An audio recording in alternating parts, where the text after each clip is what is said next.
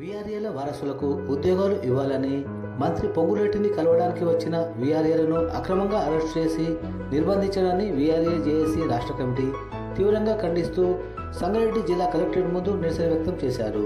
ఈ కార్యక్రమంలో వీఆర్ఏల సంగారెడ్డి జిల్లా అధ్యక్షులు రాజశేఖర్ మరియు నాయకులు జనార్దన్, శంకర్, ఆంజనేయులు, ధనరాజ్, అశోక్, రాములు, చంద్రకాంత్, ఆంజనేయులు, సురేష్, మహేందర్, శ్రీనివాస్, నవీన్ తదితరులు పాల్గొన్నారు.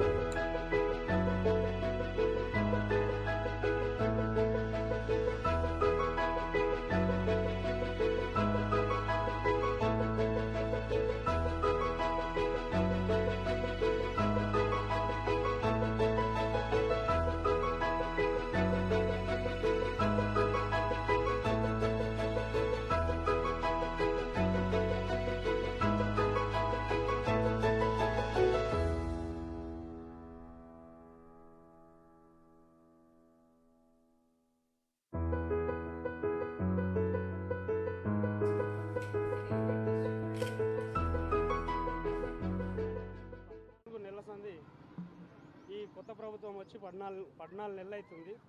మాకు ఇరువరకు ఏమీ హామీ ఇస్తలేరు. మరి మేము మొన్న ఆల్రెడీ మినిస్టర్ కోటకు వెళ్ళినాము, మినిస్టర్ ముట్టడి కూడా చేసినాము.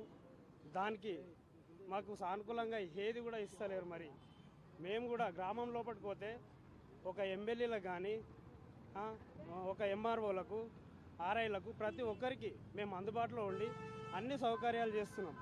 దీనికి మరి వీళ్ళు ఎవ్వరు కూడా సానుకూలంగా ఉండలేరు.